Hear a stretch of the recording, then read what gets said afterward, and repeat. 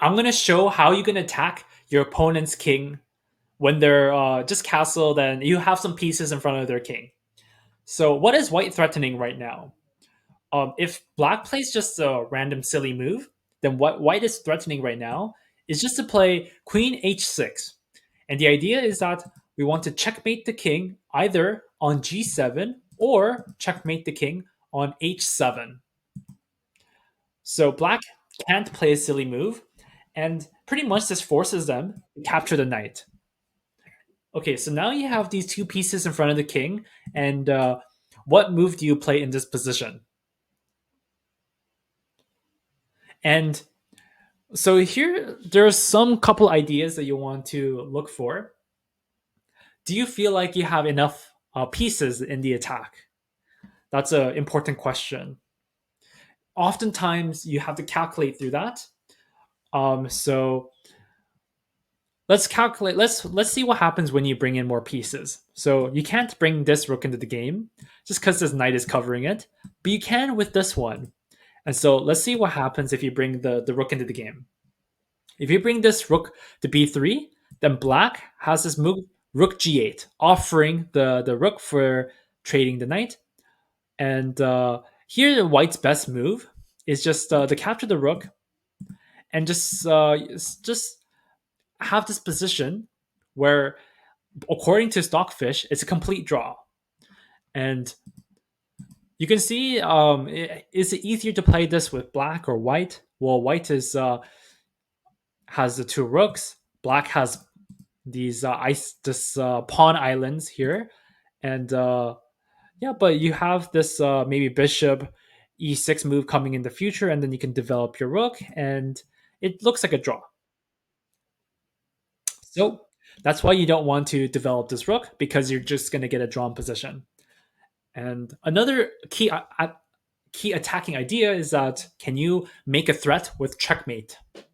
Well, in this position, you can do that, and the move is queen to h6. So right now, we're threatening checkmate on h7 with the knight and the queen. And the only move that black can play to defend this is to play bishop f5. Bishop f5 will guard the h7 square, and now it's much trickier to attack for white. Like, we don't have this square earlier like we did with the knight, and the bishop is covering h7. So how do you continue this attack? Well, can we bring another piece into the game now? Well, what happens if we just bring another piece into the game? Let's just say we play this bishop to g6 move. So what happens? Well, this is losing for black, but it looks like a logical move, because if you bring in the rook, the bishop is guarding the g7 by blocking it. But let's see what happens in this position. You take the pawn, and then we have king g8. And what happens if you take with the bishop is that you get this rook to g3 move, and then after rook e8, you get and then you get this sacrifice here. You get the sacrifice on e8, and then black is pretty much has to play this queen g5 move. They can't take. If they take, this is a very crazy sequence. If they take, then it's checkmate here, and then so that's why they can't take. They have to play this queen to g5, and then we can just take the queen because the rook is pinned against the king. That we're winning. So that's what happens if black decides to play this bishop to g6 move here. And so after we take, they can't take with the bishop. And then if they just move the king over, what happens is now we have this brilliant rook sacrifice here. And the idea is that after they sacrifice, then we have this queen to g6. Queen takes g6. And then the king has to go to h8. And now we can bring the other rook into the game. And we're threatening checkmate on g7. Now, black pretty much can't defend it. And so the only thing they can do is just give up. or just give up all the pieces. And after this rook to g8 move, we just finish it off style with a check. The rook has to block, and then with a checkmate. So that's a very crazy variation for why you can't play the bishop back. But of course, of course, black can't is not going to play that. They're going to play the best move, and the best move is just to play rook g8 here.